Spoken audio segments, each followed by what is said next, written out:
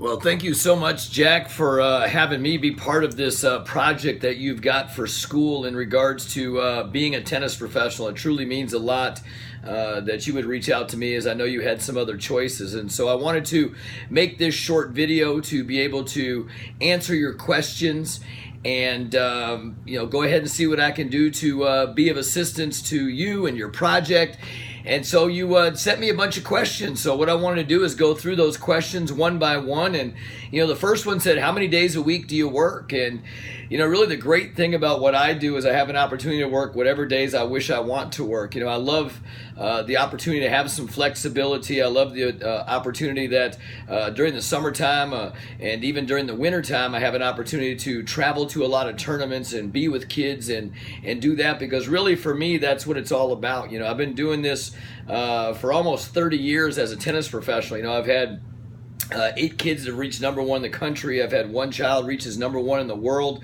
And so the amount of days I work is based on the amount of days that I really want to work and be able to go out and help kids out. How many days are you allowed off? Like in anything in this world, you could probably take as many days off as you want, but at the end of the day, you've got to make sure that you got the enough money, enough income to be able to take care of your family. And I've did that for many, many years in the world of tennis. What are my responsibilities and duties as the director of the high performance program at 5-Star Tennis Center? I really look at my primary role and my responsibility as somebody who's been around for a long, long time in the world of tennis is to be a mentor not only to the students, the kids that we have an opportunity to teach, but also a mentor to the tennis professionals. We've got a lot of fantastic tennis professionals at the club, and one thing you can never underestimate is the power of experience. And I think being in the game of tennis for a long, long time and being able to teach, coach kids this great game of tennis has given me a lot of expertise that I like to pass on not only to the kids but also to the tennis professionals. How often do I travel? Well, I travel quite a bit. Usually once or twice a month. Currently, back in the day, I used to travel, 3-4 weekends a month, and during the week, depending on where I was going. If I was flying overseas to maybe help some kids in some international tournaments, or whether I'm staying in here staying here in the United States. What's required as far as clothing? Well, you know what? You get to be comfortable as a tennis professional. That's what's really awesome.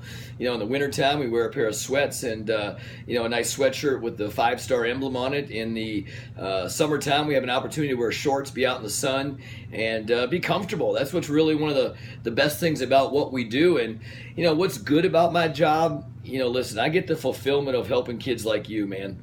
You're a true inspiration to me. You're an inspiration to a lot of other individuals because of your hard work and your dedication. So what I love most about my job is the ability to help folks. What are the advantages and disadvantages? Well, there's really no disadvantages to what we do. I think anything that you do in life, it's about choices. It's about saying, hey, what is it that I want to do? And I made that decision 30 years ago and, I've continued to help kids be able to achieve success. But I think, the biggest advantage is being able to help kids beyond the game of tennis, because not so many, kids are going to go on to play professional tennis. And then you've got kids that are going to go on to get college scholarships. You've got children that will be able to play high school tennis, and all of them are fantastic. But what is really the best part about what I do is that I get to help kids be able to achieve success off the tennis court as well. What do you think the emotional requirements that are needed to be able to participate as a coach? Well, listen, here's the thing. You've got to, always learn to discipline your disappointments. You want your children to win. The kids that you coach, you want them to win. You want them to always do their best. And so, the mental and emotional requirements, have changed over all the years. Way back in the day, I would take that kid's match and I would live it for 3 or 4 or 5 days afterwards, trying to figure out what we could do differently. And now, today it's about, hey, listen, let's go back, let's do a reflect, a release, a visualize on what we want to do in the next match. And, that could be accomplished in just an hour or so after a match is done. What skills do you need to attain the best, to be the best at your job? Here's the most important thing, is that you've got to be coachable. Way back in the day, I can remember I would watch other tennis professionals, and I was a great tennis player myself. And I thought the way I played it was the way I taught it, but I really didn't know. And here's what has really helped me more than anything to be the best that I can. I've been Coach of the Year on several occasions by the USTA, and that was to be coachable, to listen to what other tennis professionals have said, other tennis professionals have done, go out and mimic it, but put your own style on it. Courses I took in high school or college that helped me with this job. Communications, that was my major. Marketing, that was my major. And tennis and coaching is all about communications, marketing yourself. And so that's the path that I took. Equipment that I need for this job, I got to make sure I got a couple good tennis rackets, pair of tennis shoes, the clothes that I need to wear. But some of the things that have really helped me, over the years to become even more successful is to read a lot about tennis, watch a lot of tennis.